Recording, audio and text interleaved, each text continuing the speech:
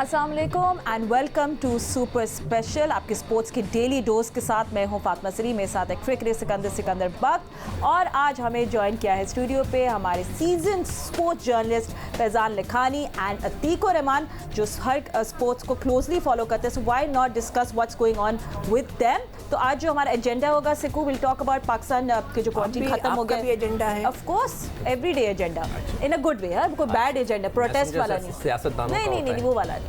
वैसे स्पोर्ट्स में काफ़ी सियासत होती है, बट खैर हमारा एजेंडा बहुत ही नेक एजेंडा है। तो एनीवे हम लोग क्वारंटीन पाकिस्तान टीम की ख़त्म हो गई, तो देव गॉन टू डार्बी, उसका हम आपको अपडेट देंगे। और इंग्लैंड और वेस्ट इंडीज़ के दरमियान जो टेस्ट फर्स्ट ख़त्म हुआ उस पर भी बात करनी है, उनकी तारीफ़ करनी है हमें विंडीज़ की। साथ साथ हॉकी पे भी बात करेंगे एंड कुछ प्रोटेस्ट भी हो रहे हैं, ये भी सब हम लोग कवर करेंगे। तो सबसे पहले हम लोग बात कर लेते हैं इंग्लैंड एंड वेस्ट इंडीज़ की। फैज़ान, में सीधा आपके पास आती हूँ। आई मीन, क्या रिजिलियंस, क्या कैरेक्टर, क्या स्किल दिखाया वेस्ट इंडीज़ ने। I am not gonna lie, जब मैं कल देख रही थी जब शुरू में मैच में, मतलब ठीक है नहीं कर पाएगा वेस्ट इंडीज़, उसकी बैटिंग बहुत वीक है, मगर फिर ब्लैकवुड ने आके गेम चेंज कर दिया और I think England would be like shocked. Deserve करते थे सेंचुरी ब्लैकवुड। आपने अच्छा जिक्र किया फातिमा, और बहुत अच्छी बैटिंग की उन्होंने आकर मिडल में। हालांकि 3 विकेटें जल्दी गिर गई थी, इनफैक्ट 100 पे 4 आउट हो गए थे, और चौथी इनिंग में 200 चेज करना कभी भी आसान नहीं होता, लेकिन बहुत अच्छी क्रिकेट खेली और सेशन बाय सेशन स्ट्रेटजी अपनी बनाकर आगे गए और एक ज़ोरदार झटका दिया है इंग्लैंड की टीम को। बट इस क्रिकेट के रिजल्ट से ज़्यादा बात क्रिकेट के रिजम्पशन है, इस मैच के रिजल्ट से ज़्यादा फातिमा, और एक हिस्टोरिक ओकेजन ऑलरेडी ये मैच था, क्रिकेट की रिजम्पशन थी, और फिर इस मैच के सराउंडिंग में जो सारी बातें हो रही थी। आपको याद होगा मैच से स्टार्ट में जिस तरह माइकल होल्डिंग ने जो जज्बाती अपना एक खिताब किया और बातें की, और जो इश्यूज़ थे, सोशल इश्यूज़ थे, उस पर बात की, तो उसने और सिग्निफिकेंट बना देते इस मैच को। और उस सिग्निफिकेंस के साथ साथ जो वेस्ट इंडीज़ की कामयाबी है उसने और ज़्यादा ये कहें कि इस मैच को मज़ेदार बना दिया, इस पूरे ओकेजन को मज़ेदार बना दिया। बड़ा तारीखी ओकेजन हो गया पूरा ओवरऑल। और Sikandar, just coming to you, कि वो जो बायो सिक्योर एनवायरनमेंट की सब बात हो रही थी, वो बबल है,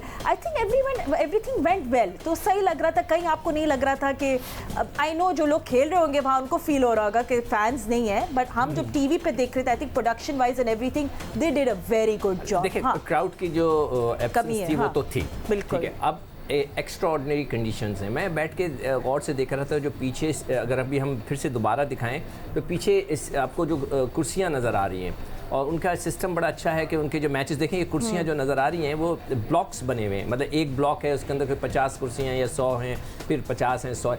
मैं ये सोच रहा था कि कुछ अरसे के बाद, हो सकता है अभी नहीं, महीने के बाद आप ये कर सकते हैं, अगर हालात बेहतर हो जाएँ, कि उस एक ब्लॉक में सिर्फ 20 लोगों को बैठने की इजाज़त हो, या 30 लोगों की टिकट बेचें, ताकि वो 30 लोग फासले से बैठ के 2-2 कुर्सियों के बाद, जिस तरह के हवाई जहाज़ में सफ़र हो रहा है, जिस तरह की दूसरी जगहों पे जो एक ड्रिल्स चल रही हैं, जो एक फॉलो किया जा रहा है SOPs, इसी तरह SOP फॉलो करें, वो लोग वहाँ ग्रुप में अलग एक साथ ना बैठें, दूर दूर बैठें। तो ये भी हो सकता है कि अगर वो सफ़ेद सीढ़ियाँ जो खाली नज़र आ रही हैं, अगर उसमें 20-20 लोग भी बैठे हुए हों तो इट लुक्स गुड, इसमें एक चाम आ जाएगा। मगर ये हो सकता है कि 1-1.5 महीने के बाद जब हालात बेहतर हो जाएं, ये जो वायरस का कुछ इलाज निकल आए, तो ये आहिस्ता आहिस्ता इसको लाया जा सकता है। अदरवाइज़ बड़ा इंटरेस्टिंग था। मैं बार बार लड़कों को, सिर्फ मेरा इंटरेस्ट ये था कि वो गेंद कैसे शाइन कर रहे हैं, उस पर नज़र रखी हुई थी मैंने, और सब भी वही देख रहे थे। गेंद की शक्ल देख रहा था कि वो ड्राई होने के बाद कैसा लग रहा है, उसकी जो शाइन आ रही है नहीं आ रही, इन चीज़ों पे मेरी नज़र थी। Look like a very dehydrated ball जो दिखा रहे थे क्लोजअप। अच्छा बोला आपने, डिहाइड्रेटेड। हाँ, बिल्कुल। बट अतीक, जिस आपके पास आती है, इसके बाद अब आई थिंक सबको थोड़ी सी अब हंगर शुरू हो गई है कि यार अगर ये हो गया, सीरीज़ अच्छी होगी, कामयाब होगी फर्स्ट टेस्ट, तो अब लोकली भी कुछ रिजम्पशन हो जानी चाहिए। जैसे कि यहाँ मैं पाकिस्तान की बात कर रही हूँ, कराची, लाहौर, इधर कुछ मैचेस डोमेस्टिक लेवल पे कुछ ना कुछ अब हलचल हो जानी चाहिए। आपको क्या लगता है? जी फातिमा, ये एक मिसाल सबके सामने आई है, और अभी एक टेस्ट हुआ है और फिर पाकिस्तान की सीरीज़ भी होगी। जब ये सीरीज़ इंटरनेशनल तौर पर हो जाएगी तो भाई यकीनन डोमेस्टिक सतह पर जो क्रिकेट नहीं हो रही, वो भी ग्राउंड जो है फिर आबाद नज़र आएंगे SOPs के तहत। ठीक है, वहाँ बहुत ज़्यादा सिक्योर माहौल हुआ है, यहाँ उस सिक्योर माहौल को बिल्कुल प्रॉपर अंदाज में करना एक बहुत बड़ा चैलेंज तो होगा पाकिस्तान क्रिकेट बोर्ड के लिए या और दीगर बोर्ड्स के लिए, लेकिन करना तो पड़ेगा क्योंकि अब जिस तरह सीरीज़ का आगाज़ हो गया है, मैचेस हो रहे हैं, ठीक है ग्राउंड में पब्लिक नहीं है, खाली ग्राउंड नज़र आ रहे हैं, लेकिन क्रिकेट हो रही है, ये सबसे अच्छी बात है और अच्छे मैचेस हो रहे हैं। अगर ये अब इंग्लैंड वेस्ट इंडीज़ का जो मैच हुआ है, जो जिस तरह फैज़ान ने भी कहा कि उसका नतीजा सामने आया और एक अच्छा मैच देखने को मिला है, लेकिन इसके साथ साथ पाकिस्तान क्रिकेट टीम ये ना समझे कि इंग्लैंड कोई अब कमज़ोर टीम है कि हम भी उसको हरा सकते हैं, लेकिन हमें अपनी पूरी तैयारी करनी होगी। अगर इंग्लैंड हार गई तो हमें बहुत ज़्यादा ओवर कॉन्फिडेंस नहीं होना पड़ेगा कि जब वेस्ट इंडीज़ ने हरा दिया तो हम उनसे यकीनन अच्छी टीम है, लेकिन हमें अपनी पूरी तैयारी रखनी पड़ेगी फातिमा। और अभी 2 टेस्ट बाकी हैं Faizan, so you know we have to wait for that कि वहाँ अब इंग्लैंड बाउंस बैक करते हैं कि नहीं। पर थोड़ा सा फैज़ान हमें पाकिस्तान टीम का स्केड्यूल बता दें, हम बूस्टर से तो डाबी पहुँच गए, तो अब यहाँ ये लोग वही इंटर स्क्वाड मैचेस होंगे सब कुछ, तो ये थोड़ी सी अपडेट दे दें हमें। जी, अब थोड़ा एक्सेलरेट होगी डर्बी पहुंचने के बाद पाकिस्तान टीम की तैयारियां। 4 डेज है यहाँ पर। अब पहले तो 2 रोज़ा मैच खेला था पाकिस्तान टीम ने, proper 4 day intra squad match. पहला मैच 17 से शुरू होगा, उसके बाद 24 से मैच शुरू होगा दूसरा, तो ये 2 4 डे मैचेस खेलेगी। इसके अलावा यूजुअल नहीं फैजान ये दूसरी टीमों के साथ खेलेंगे? नहीं, यहाँ पर इंट्रा स्क्वाड मैच है। देखिए सिक्कू भाई, दूसरी टीमों के साथ इस वक्त क्योंकि बायो सिक्योर माहौल है और जितना प्लेयर का इंटरेक्शन बाहर से अपने बायो सिक्योर बबल से बाहर बिल्कुल रिस्ट्रिक्ट किया हुआ है, उनको अलाउ नहीं है। एक और चीज़ मैं पूछना चाह रहा था कि आपने वहाँ से जो खबरें आ रही थी उसमें ऐसा था जैसे कि हम लोग हमारे जोर में जब इस किस्म के मैचेस होते थे तो एक लड़का अगर जल्दी आउट हो जाता था उसको दोबारा बैटिंग देते हैं कि या और बैटिंग कर लो तुम्हें प्रैक्टिस मिल जाएगी, इसलिए कि कोई इंपॉर्टेंट लड़का है, तो ऐसा भी किया था भाई। जो पिछले 2 मैचेस जो वर्स्टर में जो 2 डेज हुए थे, जो पहला 2 डेज था उसमें पूरा सेशन दिया गया हर प्लेयर को कि इस सेशन में ये प्लेयर जाके बैटिंग करे, चाहे वो उसमें आउट भी हो रहा हो। अच्छा, लेकिन वो पूरा प्लेयर कंटिन्यू कर रहा था। फिर टारगेट्स देके दूसरा जो वार्म अप मैच हुआ, जो 90 ओवर्स पर साइड खेले थे, उसमें थोड़ी सी डिफरेंट स्ट्रेटजी हुई थी। अब प्रॉपर 4 डे मैचेस की तरह का ये इंट्रा स्क्वाड मैच खेला जाएगा। तो डर्बी में अब आगे जाके पाकिस्तान टीम एक्सेलरेट करेगी, पहली तारीख तक डर्बी में रहेगी, फिर यहाँ से मैनचेस्टर जाएगी और वहाँ मैनचेस्टर में 1-2 रोज का और कैंप तैयारियां होगी, वहाँ फिर 5 अगस्त से पाकिस्तान टीम का कैंप शुरू होगा। फैजान एक और चीज़ बताओ कि जब ये मैनचेस्टर जाएंगे ओल्ड ट्रैफर्ड टेस्ट मैचेस के लिए, तो क्या सिर्फ टेस्ट के लड़के जाएंगे, बाकी बाहर रहेंगे दूसरे ग्राउंड पे? पूरा स्क्वाड साथ ही ट्रेवल करेगा क्योंकि बायो सिक्योर बबल है, वो लड़के ही साथ जाएंगे। क्योंकि देखें जब टेस्ट का स्क्वाड साथ जाएगा और टेस्ट से पहले की तैयारियां हो रही होगी तो नेट्स हो रहे होंगे, तो वहाँ भी आपको नेट बॉलर्स नहीं मिलने, वहाँ आपको एडिशनल कोई स्टाफ नहीं मिलना जो आपको नेट्स पर प्रैक्टिस कराए। तो जो आपके 16 टेस्ट के लड़के हैं, 16-17, उसके साथ आपको मजीद नेट्स पे आने के लिए तो और प्लेयर भी साथ चाहिए, तो वो जो एडिशनल प्लेयर्स हैं, एडिशनल कोचिंग स्टाफ है, तो वो भी पूरा स्क्वाड साथ ट्रैवल करेगा और एक दूसरे को टेस्ट की तैयारियों के लिए मदद करेगा। इनफैक्ट जब टेस्ट सीरीज खत्म हो जाएगी तो उसके बाद जब व्हाइट बॉल के मैचेस होंगे तब टेस्ट के प्लेयर्स भी उनके साथ रुकेंगे, गो कि 1 हफ्ते का उसके बाद का स्टे होगा। तो जिस तरह प्रतीक ने बात की फातिमा, उस बात में थोड़ा सा मैं ऐड करना चाहूँगा। जो पाकिस्तान का पिछला जो वार्म अप मैच था 2 डे, उसमें एक चीज़ हमने नोटिस की कि बैट्समैन हमारे काफ़ी कंफर्टेबल नजर आया। उसमें मैं थोड़ा सा सिक्कू भाई का माहिराना इनपुट चाहूँगा कि बैट्समैन कंफर्टेबल नजर आए लेकिन बॉलर्स स्ट्रगल करते दिखाई दिए। शाहीन के अलावा कोई भी ऐसा बॉलर नहीं था जिसकी बॉलिंग को आप ये कह सके कि इंप्रेसिव फिगर्स रही हो। तो क्या सिक्कू भाई ये जो नए SOPs हैं, आप अगर इसमें थोड़ा सा हाईलाइट कर सकें? फैजान, मैं हमेशा एक बात पे जोर देता हूँ कि एक बॉलर को आउट करने के लिए सिर्फ स्पीड नहीं चाहिए होती, उसकी मूवमेंट होनी जरूरी है। अगर हम दुनिया के बड़े-बड़े वो शाइनिंग की वजह मिस हो रही है। नहीं, हमारे बॉलर्स जो है पुरानी गेंद पे डिपेंड करते हैं बहुत ज़्यादा। अब मैग्रा हुआ, अगर टेरी ऑल्डरमैन, बॉथम, बॉब विलिस, ये लोग नई गेंद को हिलाते थे, लेकिन वो नया गेंद हिलाना बहुत इंपॉर्टेंट है। अगर आप नया गेंद हिला नहीं सकते तो फिर हमारे लड़कों को ये प्रॉब्लम हो रहा है कि वो पुराना गेंद हमेशा जो है फर्स्ट क्लास क्रिकेट में भी वो गेंद को थोड़ा सा लेकिन नए गेंद से शाहीन तो अच्छा कर रहा है। नहीं, शाहीन में नेचुरल है। देखिए शाहीन में, आमिर में एक जमाने में था, आसिफ में था, जो पहला सिनेरियो मैच हुआ ना फैजान, उसमें बॉलर्स अच्छे थे क्योंकि उसमें तो हमें नजर नहीं आ रहा था ना कि कौन, ना बता रहे थे PCB के कौन बॉलर्स विकेट ले रहा है, क्योंकि वो तो एक सिनेरियो मैच था, टारगेट दिया हुआ था, अगर आउट भी हो रहे थे। सेकंड मैच के अंदर जो 2 डे मैच था उसके अंदर बॉलर्स की आपकी कार, लेकिन पहले जो सिनेरियो मैच था उसमें तो बॉलर्स की परफॉर्मेंस जो है वो जो PCB ने हमें पता चला राब्ते रहे, तो उसमें बॉलर्स की परफॉर्मेंस थोड़ी बेहतर थी। हाँ। लेकिन फिर भी अतिक बात ये कि जब हम टेस्ट मैच के या मैच सिनारियो में जाएंगे टारगेट सिनेरियो थोड़ा सा डिफरेंट हो जाता है, मैच सिनेरियो। मैं वही तो कह रहा हूं, अब ये 4 डे जो होगा ना, ये थोड़ा और अंदाजा होगा, ये अंदाजा हो जाएगा इसका ना, पहले जो 2 मैच उसमें अंदाजा नहीं कर सकते। लेकिन ये चीज मिस हो रही है, जिस तरह सिक्कू भाई ने बात की कि जो जब गेंद पुराना हो जाता है ना, तो उस वक्त बॉलर्स का ज़रा इम्तिहान होगा। और देखो फैजान, अगर हम पूरी हिस्ट्री उठा के देखें, हमारे पाकिस्तान के जो टॉप बॉलर्स हैं उन्होंने रिवर्स स्विंग पे ज़्यादा आउट किया। वसीम अकरम एक्स्ट्रॉर्डिनरी क्रिकेटर था, जो दुनिया में हमेशा ऐसे प्लेयर नहीं आते कि जो उसने आते ही अपना इम्पैक्ट डाला। वकार यूनुस की स्पीड थी।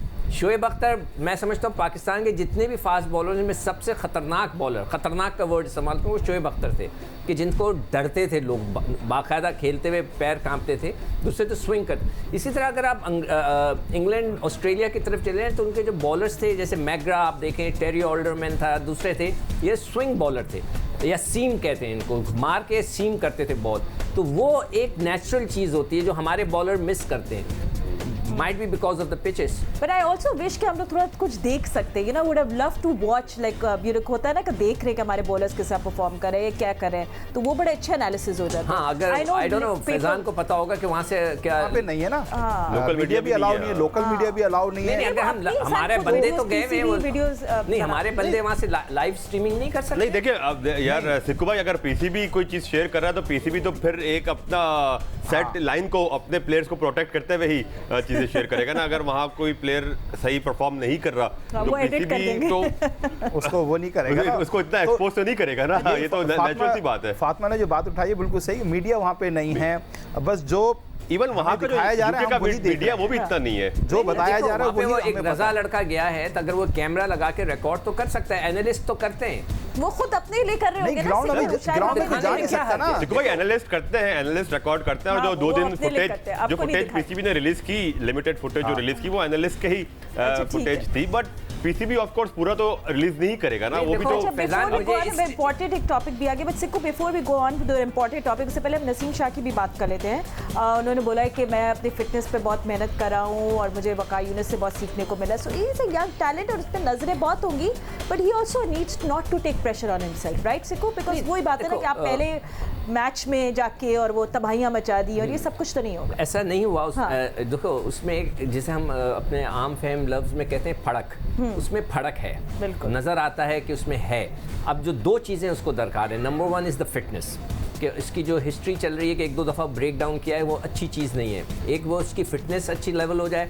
मेरे सामने की बात है, वकार यूनुस ने पहले स्पेल के अंदर वो 5 आउट किए थे। जब मैं ग्राउंड पहुंचा तो इमरान खान उस वक्त कप्तान थे, उन्होंने मुझे बुला के झाड़ लगाई। उन्होंने झाड़ा मुझे कि तुम्हारे साथ ये खेलता था बैंक में, तुमने इसको फिट क्यों नहीं किया? उस वक्त वकार यूनुस की कमर का कुछ इशू आ गया था। फिर उन्होंने कहा कि मैं इसको फिट करूँगा। एक तो फिटनेस हो गई, सेकेंड उसको एक्सपीरियंस, जैसे जैसे वो खेलता जाएगा एक्सपीरियंस आएगा, उसको आइडिया होगा कि हाउ टू गेट विकेट्स। ये बहुत इंपॉर्टेंट होती है कि विकेट लेने का एक आइडिया होना चाहिए आपको। तो ये दोनों चीज़ें हो सकती हैं, कोई ऐसी बड़ी बात नहीं है, मगर उसमें टैलेंट है। बट ऑल्सो पूरी दुनिया, आई थिंक फैज़ान, अतीक, आप लोग भी एग्री करेंगे, देख रही होगी हमारी जो यंग गन्स, जिन पे हम लोग बहुत ज़्यादा you know we proud of them, तो भी बहुत नजरें होंगी, उनको वॉच कर रहे होंगे वो एक एक मूव, तो इंटरेस्टिंग होगा। अच्छा, anyway, but moving on, Atiq थोड़ा सा आप मुझे ये भी बता दें, जो सुई गैस के जो प्लेयर्स थे डोमेस्टिक जो खेलते थे, वो अभी कुछ एहतजाज करें, वो क्या है? हमारे पास कुछ फुटेज भी आई है, मगर आप थोड़ा बैकग्राउंड दे दें हमारे जो लोग हमें देख रहे हैं। फातिमा, ये आज सुई गैस के जो हेड ऑफिस है उसके सामने जो फर्स्ट क्लास मतलब 24 लड़के जो जिनकी नौकरियां चली गई, उनमें से 10 लड़के जो है और उनका एक कोच था, वो वहाँ पे प्रोटेस्ट उन्होंने आज किया। हाथों में उन्होंने प्ले कार्ड उठा रखे थे और उसमें यही कहा था कि क्रिकेट इतनी हमारी नौकरियां चली गई और हम अपनी परेशानी के हवाले से आगाह किया था। लेकिन इसी टीम से वाबस्ता कुछ टेस्ट क्रिकेटर भी थे जो नहीं आए। अब उनकी अपनी मसलियत थी या पीसीबी से ज़ाहिर है कुछ सेंट्रल कॉन्ट्रैक्ट है या कुछ चाहते हैं कि अगर वो अभी आके प्रोटेस्ट करेंगे तो मुश्किल हो जाएगा। लेकिन ये जितने खिलाड़ी थे फर्स्ट क्लास क्रिकेटर थे, 35-35 साल इनको हो चुके थे, इनकी उम्र हो चुकी है, तो प्रोटेस्ट तो कर रहे हैं। मुश्किल वक्त तो है इन खिलाड़ियों के ऊपर, और जिस तरह अभी सुई गैस के खिलाड़ियों ने किया है, इस तरह मिल के सब खिलाड़ियों को कोई अच्छे तरीके से प्रोटेस्ट करना चाहिए। ऐसा ना हो कि कल कोई आज ये 10 लड़कों ने किया है तो इन 10 लड़कों को फिर कभी कोई नौकरी भी ना मिले, कोई पलट के इनकी तरफ देखे भी ना। प्रोटेस्ट इनका हक है, लेकिन अच्छे तरीके से करें और सब मिलकर करें तो अच्छे नताइज सामने जरूर आ सकते हैं। और मुझे लगता है अच्छा, कि हम लोग सबको भी हेल्प करनी चाहिए। इसी को मैं ब्रेक ले रही हूँ, मगर इस ब्रेक के बाद मैं इस पे ही बात बताना चाह रहा था कि एसएसजीसी की टीम मैंने खुद बनाई है, तो बोलूं मैं? बोल दे। अच्छा देखिए, एसएसजीसी ने मुझे हायर किया था 2003 और 4 में कि ये टीम बनानी है। तो ये लड़के उस वक्त के हैं जब मैंने इनको हायर किया था, जिसमें फवाद आलम भी था जो अब निकल गया आगे, या अभी भी वो स्वीकेस में ही है। और ये जितने लड़के जो खड़े हुए नज़र आ रहे हैं, इनको मैंने हायर किया था, ये सब अंडर 19 के थे। तो अब ऑब्वियसली जब वो 19-20 साल के थे, अब वो 14 साल गुजर गए, 16 साल गुजर गए, वो अब 30-35 के फेरे में आ गए। तो अब वो 30-35 के फेरे में पीसीबी की तरफ से तो नहीं खेल सकते। उनकी अच्छी खासी नौकरी थी, उनकी एक मेडिकल चल रहा था, वो सब का सब ख़त्म हो गया। They are not the only one, और भी लोग हैं, तो उनको भी तो आना चाहिए ना सबको। मैंने उनको ये एडवाइस किया था कि अगर आप 25-30 लड़कों को जमा करेंगे तो मैं भी आ जाऊंगा, मियादाद को मैं कह दूंगा, मैं इकबाल कासिम को, ये वो सारे लड़के, मोइन खान, इन सब को हम लेकर आएंगे तो हम अपना एक केस प्रेजेंट कर सकते हैं कि जी हम क्यों कर रहे हैं ये बात। तो वो ज़्यादा बेहतर होगा। जैसे अभी अतीक ने कहा कि सब मिलके आएंगे तो उसका एक इम्पैक्ट पड़ेगा। नहीं, एंड आई थिंक हम लोग सबको मिलकर इनको हेल्प करनी चाहिए। हमारा प्लेटफॉर्म भी मौजूद है, अगर आप लोगों को अपनी वॉइसेस रही हैं तो हम आपको अपने गेस्ट बुलाएंगे शो में, ताकि आप लोग अपना जो भी स्टांस है उसको प्रेजेंट कर सके लोगों के सामने। हम लोग यहाँ ले लेते हैं क्विक ब्रेक, और ब्रेक के बाद बात करेंगे भाई PHF के ऑफिस खुल गए आज से, बट आगे क्या करना है ये किसी को पता है, मालूम करेंगे after short break. Stay with us. Right, so break से पहले हम लोग बात कर रहे थे क्रिकेट की, थोड़ी सी क्रिकेट से ब्रेक लेते हैं और बात करते हैं हॉकी की। तो अतीक हमें बताएंगे पहले कि क्या हो रहा है, मगर उससे पहले आपको ये बता दें कि PHF के आज से जी दफ्तर खुल गए हैं।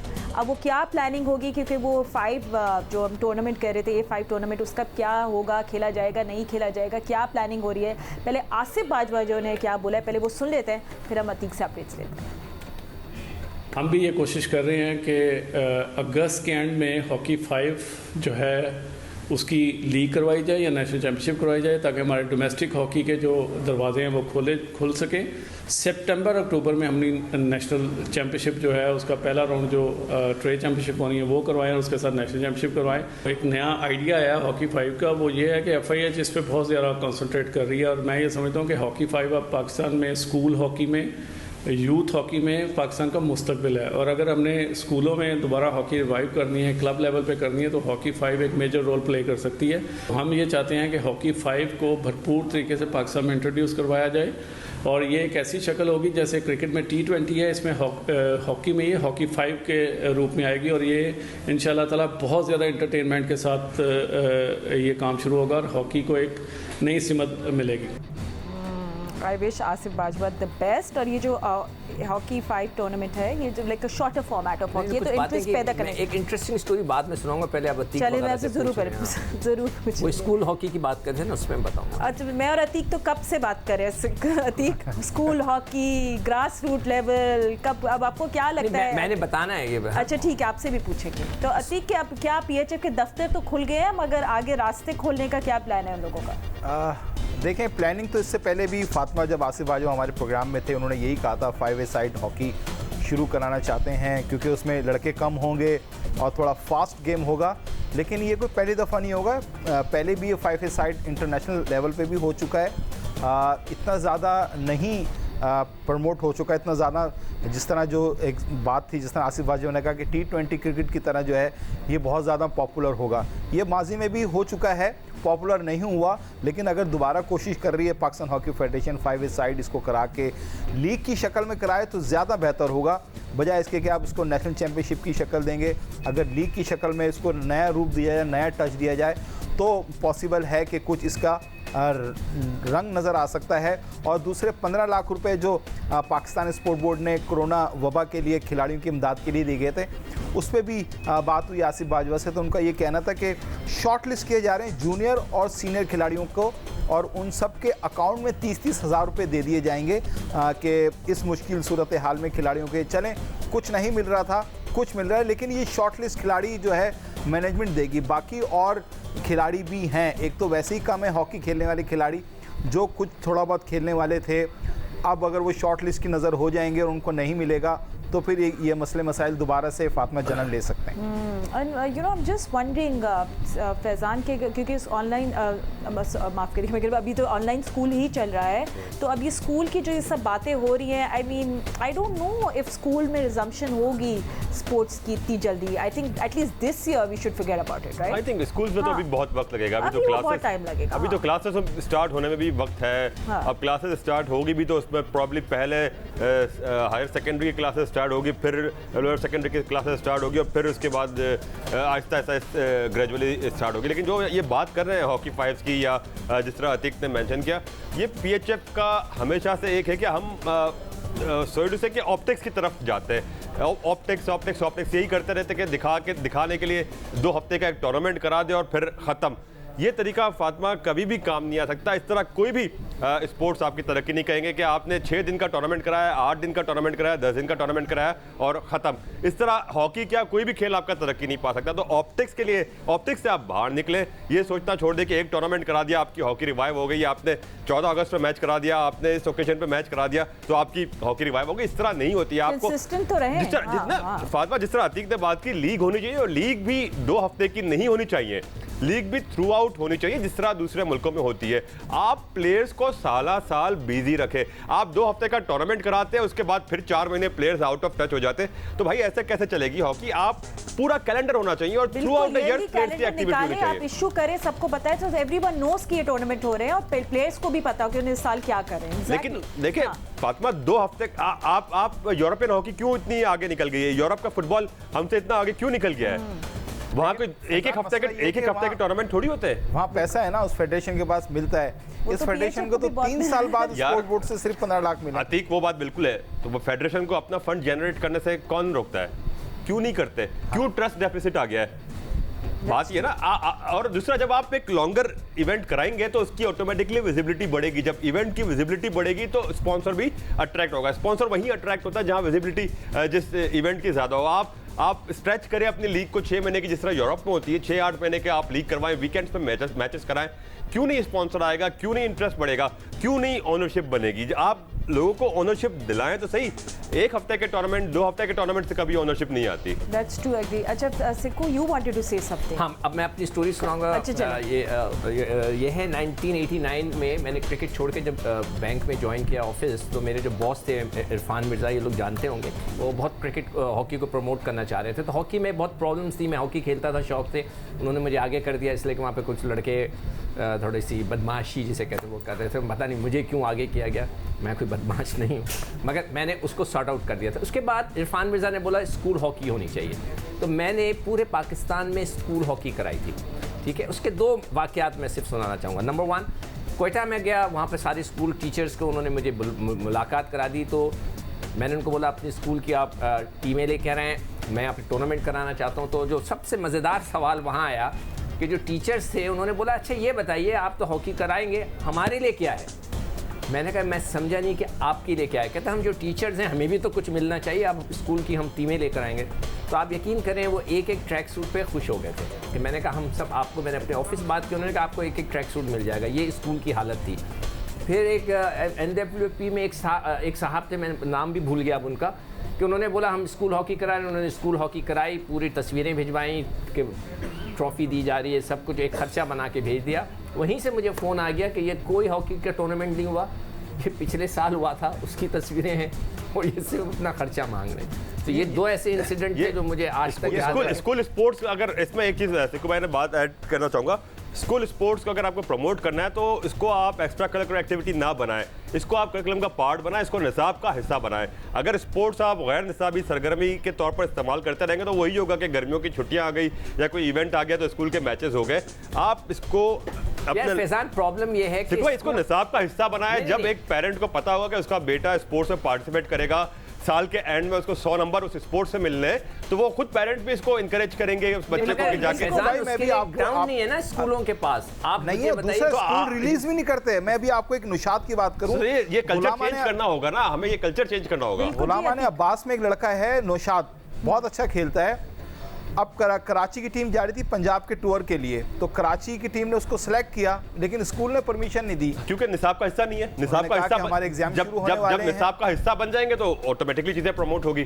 तो मैं ये कहता हूं अतीक, आप भी बड़ी स्पोर्ट्स आप काफी अर्से से फॉलो करते हैं आ रहे, स्कूल को भी आपने बड़ा फॉलो किया, आप खुद स्पोर्ट्स में दिलचस्पी रखते हैं। जब तक निसाब का हिस्सा नहीं होगा ना, जब तक ये अंदाजा नहीं होगा कि यार जब 100 नंबर इस स्पोर्ट्स में, चाहे एथलेटिक्स हो, चाहे स्विमिंग हो, चाहे हॉकी हो, पेरेंट्स को पता होगा कि साल के एंड में 100 नंबर में से इसमें बच्चे को नंबर मिलेंगे तो वो खुद अपने बच्चे को भेजेंगे। टीचर्स को पता होगा कि उनकी कारकर्दगी बच्चों के स्पोर्ट्स पर जज की जाएगी, तो वो स्पोर्ट्स कोटा होता था। हाँ, पहले कोटा होता था, स्पोर्ट्स कोटा होता था, स्पोर्ट्स कोटा होता था। ठीक है, अगर कोई खेल की वजह से अगर किसी के नंबर कम है तो अगर वो स्पोर्ट्स अच्छी खेलता है तो उसको एडमिशन मिल जाता था। स्पोर्ट्स आपका बाकायदा प्रोफेशन है, आप स्पोर्ट्स को ऐसे ही प्रोफेशन की तरह डील करें जैसे आप मेडिकल साइंसेस को करते हैं, जैसे आप इंजीनियरिंग को करते हैं, जैसे आप जर्नलिज्म को करते हैं, आप स्पोर्ट्स को वैसे ही डील करें जैसे आप किसी और प्रोफेशन को करते हैं। जब तक आप स्पोर्ट्स को रिक्रिएशनल एक्टिविटी लेंगे, एक्स्ट्रा करिकुलम एक्टिविटी लेंगे, तब तक आपका स्पोर्ट्स तरक्की नहीं कर सकता। बिल्कुल, एंड आई होप जेंटलमैन, क्योंकि आप तीनों वेल ट्रैवल्ड है, आप लोगों ने देखा होगा सिक्कू के अमेरिका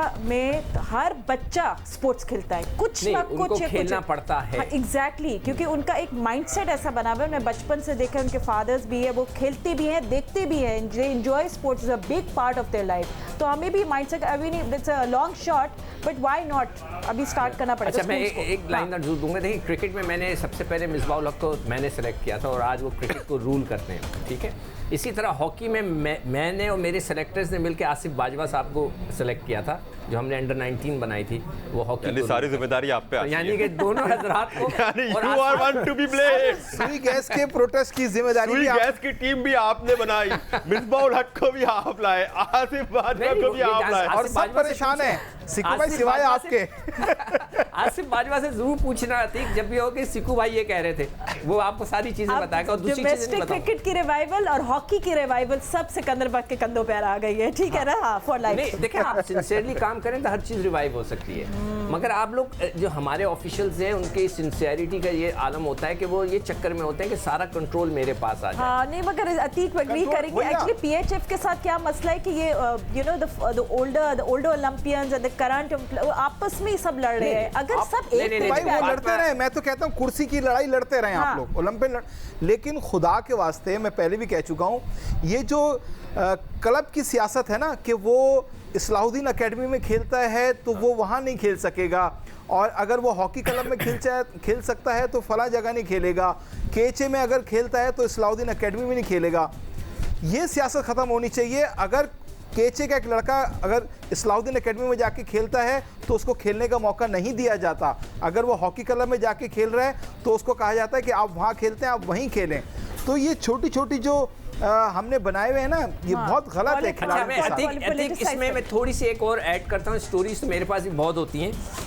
जब हम पहले शुरू किया था 76-77 में क्रिकेट खेलना, तो हमारे यहाँ ये रिवायत थी पाकिस्तान टीम की और दूसरी टीमों की कि शाम को जब मैच ख़त्म होता था, दोनों टीमें एक जगह जमा होकर आपस में मतलब एक अपने व्यू शेयर करती थी और एक तरीके से एक पार्टी, हाँ, और थोड़ा सा रिफ्रेशमेंट्स वगैरह वहाँ होते थे।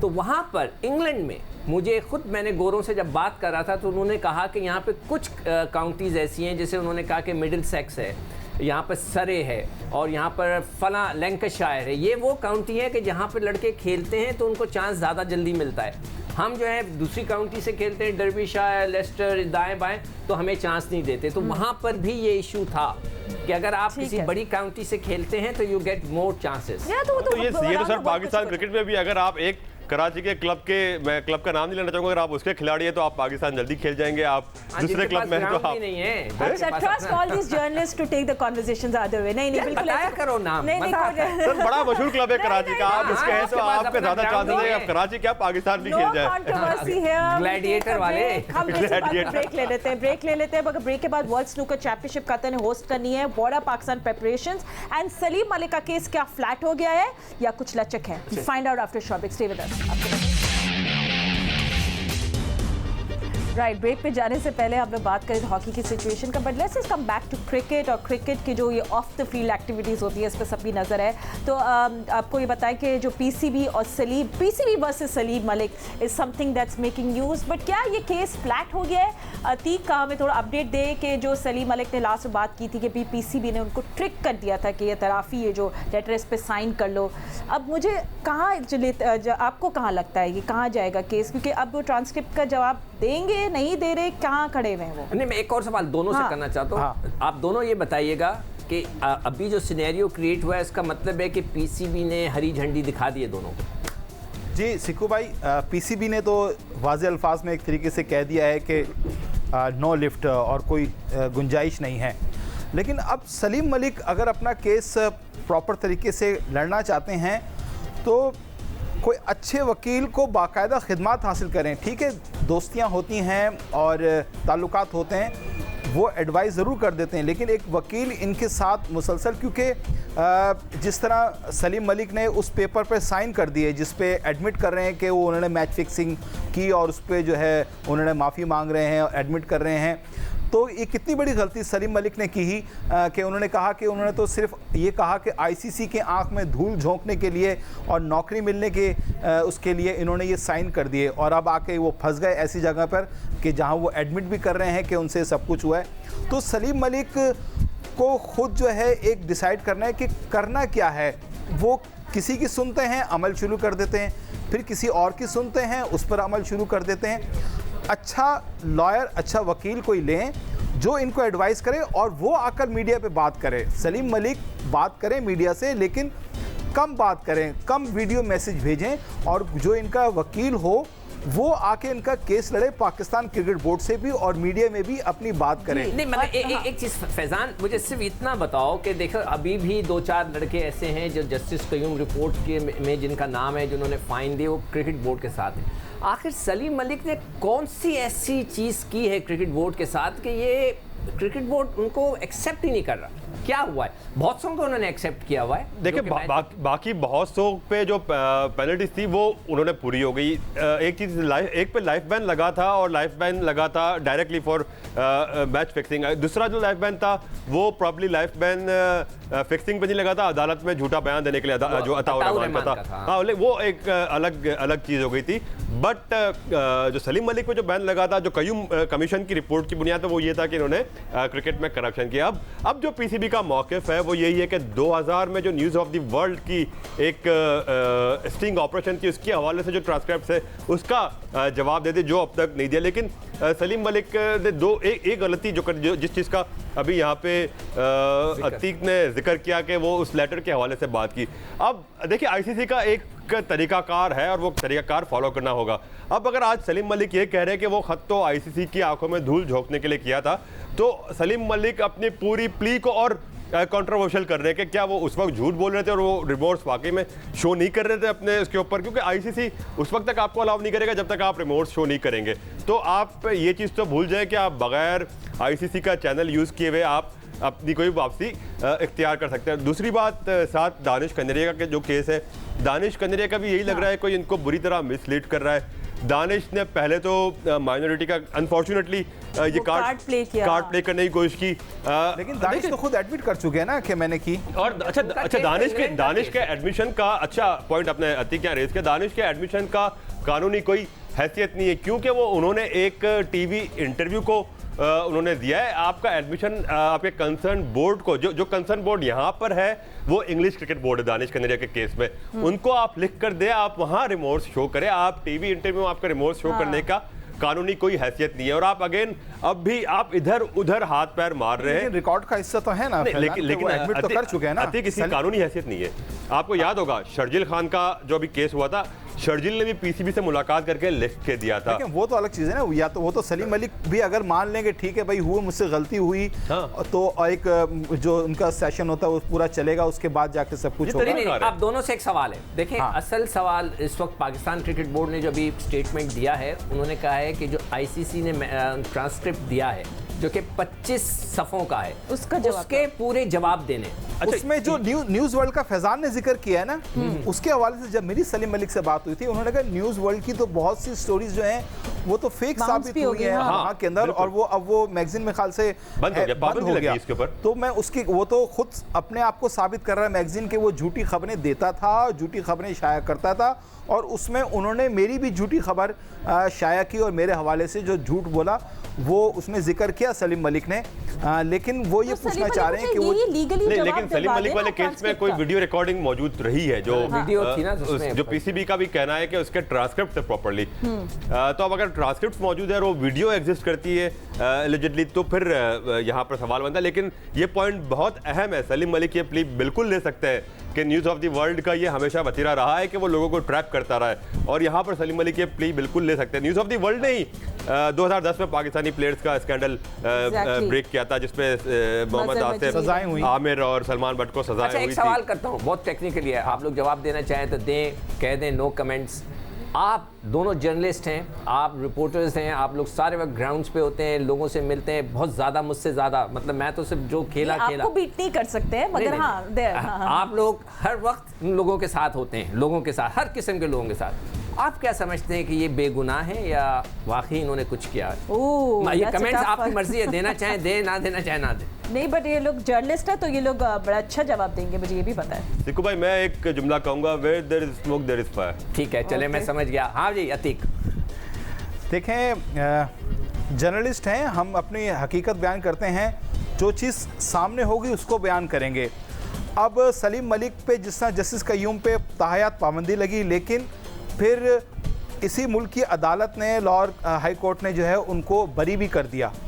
तो दोनों चीज़ें साबित हैं, एक तरफ जस्टिस कय्यूम कमीशन की रिपोर्ट सलीम मलिक को एक मुजरिम करार दे रही है, और एक तरफ इसी मुल्क की एक अदालत जो है उसको जो है बरी ज़िम्मा करार दे दिया, पाबंदी ख़त्म कर दी। तो इस टाइम कोई फैसला हम नहीं दे सकते। अतिक, एक और चीज़ है, जो 2008 में अदालत का फैसला था ना, वो प्रॉब्ली दोबारा वो फैसला पढ़ना पड़ेगा, लेकिन उसमें सवाल उठा था पीसीबी के दायरा इख्तियार का पाबंदी लगाने का। आई एम नॉट श्योर, अगर वो फैसला दोबारा कॉपी सामने आती है, अगर सलीम मलिक उस फैसले की कॉपी शेयर करे कि क्या सलीम मलिक एक्विट हुए थे चार्जेस है या पीसीबी के दायरा इख्तियार पर क्वेश्चन मार्क था। देखो, और दूसरी बात ये, दानिश नहीं, फैजान और अतीक, पिछले दिनों जो एक दो चीज़ें हुई ना, उससे ये अंदाज़ा होता है कि पीसीबी अपनी मर्ज़ी से, उनका कोई एक स्टैंडर्ड नहीं है, वो अपनी मर्ज़ी से चलते हैं, कोई उनका लाडला है। अब आप ले लें कि आमिर, सलमान और आसिफ, उन्होंने आमिर को तो बिल्कुल ही ऐसा कर दिया कि बच्चा है था, थोड़ा निकाल के अलग कर दिया। ठीक है, अगरचे खुद मुझे एक लॉयर ने बताया था कि जी आमिर के पास, आमिर को मनाने के लिए इंग्लैंड से लोग आए थे, दुबई से वो सुबह आए और शाम को चले गए, आईसीसी के एंटी करप्शन वाले, और उन्होंने बिठाकर आमिर को रिक्वेस्ट की कि बेटा तुम बहुत छोटी उम्र के हो, साइन कर दो कि तुमने किया था, गलती तुम्हारी माफ़ कर देंगे। वो 4-5 घंटे के लिए, ये मुझे बहुत बड़े एक लॉयर ने बताया, मगर वो नहीं माना, बाद में मान गया। तो वो लाडला था, वो निकल गया, 2 फंस गए। तो इसका मतलब है कि पीसीबी भी उनके अपने एक फेवरेट्स होते हैं, और कुछ ऐसे। सिक्कू भाई, ये तो माजी में भी हो चुका ना। हाँ, माजी में भी हो चुका है, बिल्कुल माजी में भी ऐसा हो चुका ना। जस्टिस कय्यूम कमीशन की रिपोर्ट में एक और बॉलर भी था ना, लेकिन उस वक्त उस बॉलर की ज़रूरत थी, वो आमिर की तरह उस वक्त लाडला था, उस वक्त उसका फ्यूचर था, वो कुछ कर सकता था। अंदाज भी आमिर जैसा था। अच्छा, अब मैं जो बात करूंगा ना, वो मेरे पास, अब आप ये नहीं पूछना कि नाम बता दें। मैं बता देता हूँ, आपको पता है क्रिकेट कमेटी में, क्रिकेट कमेटी में है वो। देखिए, मैं जो बात कर रहा हूँ वो खुदा भला करे, वो बात करूँगा जो जस्टिस कय्यूम साहब की रिपोर्ट में है। हाँ। उसमें अताउर रहमान ने जाकर हमारे प्राइम मिनिस्टर साहब को भी बताया, और उन्होंने, प्राइम मिनिस्टर ने बयान दिया है, उस जस्टिस कय्यूम रिपोर्ट में लिखा हुआ है, ये मैं अपनी तरफ से नहीं कह रहा, ये उस किताब में लिखा हुआ है जो मैं अपने साथ कैरी करता हूँ, कि प्राइम मिनिस्टर ने जाके ये बयान दिया कमीशन के सामने कि जी हाँ, अताउर रहमान ने आके मुझे बताया था कि जी इस शख्स ने मुझे पैसे दिए या वादा किया पैसे देने का। और फिर सेकंड टाइम जब प्राइम मिनिस्टर ने खुद जाके बयान नहीं दिया, उनके अटॉर्नी जनरल, उनका कोई जो भी रिप्रेजेंटेटिव था, अटॉर्नी था, उसने जाकर उनका रिटन स्टेटमेंट जमा करवाया। तो प्राइम मिनिस्टर का भी वहाँ पर स्टेटमेंट है, ठीक है, और but उसमें लेकिन उस शख्स का जिक्र है। अच्छा, मगर ये बहुत लंबी conversation लेकिन है। ये बताएं अताउर मुझे रहमान पे आ गया परजुरी का केस। अब परजुरी पे आप एक बार आ गए, और अब देखिए रिसेंटली जो बहुत सारी चीजें अनफोल्ड हुई, तो उसमें बहुत सारे लोग जो कयूम कमीशन में कुछ और बात करते रहे और आज कुछ और बात करें, तो ये सारे भी एक और परजुरी के शख्स है। मर्तकब No, हुए no, हैं। no, no, we are not going there, Siku. No, no, no, Why no, not? come back down. No, नहीं, we are not. स्नूकर की बात करिए ना, हमारा शो एंड हो रहा है। ये हमने कहीं अच्छा, तो मैं स्नूकर पे भी बात करूंगा, आप लोग बहुत- इसलिए मुझे बिल्कुल अच्छा खेलना सिक्कू भाई, है। आपने स्नूकर में कौन सा प्लेयर सेलेक्ट किया था? वर्ल्ड आज स्नूकर तक चैंपियनशिप खेली हो नहीं रही है है, मैंने। सिक्कू को भेज दे वहाँ, क्योंकि मोहम्मद आसिफ का तो ट्रेनिंग नहीं करने दे रहे। But Faizan, what's the update? Like November December में होनी है, इट्स लाइक इट्स शेड्यूल्ड, तो क्या अपडेट है पाकिस्तान की? You know what is happening? अभी तो सब कोशिशों में लगे कि स्नूकर पार्लर्स थोड़े से खुल जाए, लेकिन जब तक ये पार्शियल इवन लॉकडाउन भी है, क्योंकि जिस तरह पाकिस्तान में जिस तरह के स्नूकर पार्लर्स बने हुए हैं, वो काफ़ी क्लोज इन्वायरमेंट और टेबल्स बड़ी क्लोज रखी होती, तो वहाँ पे बड़ा क्वेश्चन मार्क होता है। लेकिन आहिस्ता ऐसा ग्रेजुअली अगर आप देखें, जिस तरह नंबर्स हमारे रिफ्लेक्ट कर रहे हैं कि I am not sure about health situation, but जो स्टैट्स जो डेटा आ रहा है, वो ग्रेजुअली नंबर डिक्रीज हो रहे हैं, जो आप ये कह लें कि केसेस के। तो अब जिस तरह नंबर डिक्रीज होते रहेंगे, तो प्रॉब्ली जाके बाय अगस्त और बाय मिड सितंबर आपकी चीज़ें खुलना शुरू हो। लेकिन जिस तरह स्नूकर ऐसी चीज़ें, उसमें आप कांटेक्ट अपना डिस्टेंस मेंटेन तो कर सकते हैं, होता है डिस्टेंस मेंटेन तो कर इसमें सकते तो। हैं, लेकिन आपको फिर ये एसओपी बनाने पड़ेंगे कि क्लब में वही बायोसिक्योर माहौल बनाना पड़ेगा कि जो प्लेयर पाकिस्तान स्क्वाड के प्लेयर हैं वही जाके सिर्फ क्लब में प्रैक्टिस कर सके और उन्हीं को ट्रेनिंग की इजाजत हो, और कोई प्लेयर बाहर से ना आए, और फिर वो प्लेयर भी अपना इंटरेक्शन बिल्कुल लिमिटेड रखे। अच्छा फैजान, एक और सवाल इसमें करता हूं। mental क्या health- और एक सवाल, क्या आप समझते हैं कि ये लड़के कहीं नहीं खेल रहे होंगे?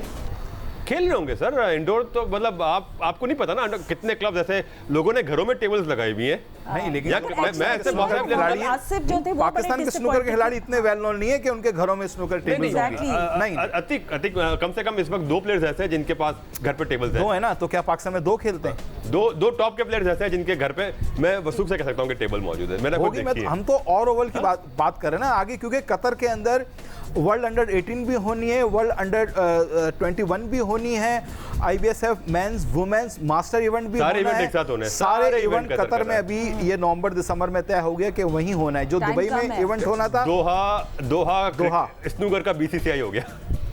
ठीक है, थैंक यू सो मच। आप लोगों के साथ ऑनेस्टली नहीं पता चलता कितना टाइम हो जाएगा। Atiq, Faizan, thank you for giving you. Us insight. Sikku, thank you for joining us in snooker, in hockey, in cricket, in all the snooker वगैरह के लिए गेम्स। मेरे पास एक आइडिया छोटा जल्दी से बता, जैसे बड़े बड़े क्लब है ना, जिमखाना कराची क्लब वगैरह, इनके पास बड़े बड़े हॉल हैं, बहुत सी वो लोग करते हैं वहाँ tournament. They can organise camp. नहीं, वो हाँ कैंप For ऑर्गेनाइज। Pakistan. चले, thank you so much for watching super special. We see you soon. Sports news के लिए देखते रहिए जियो सुपर।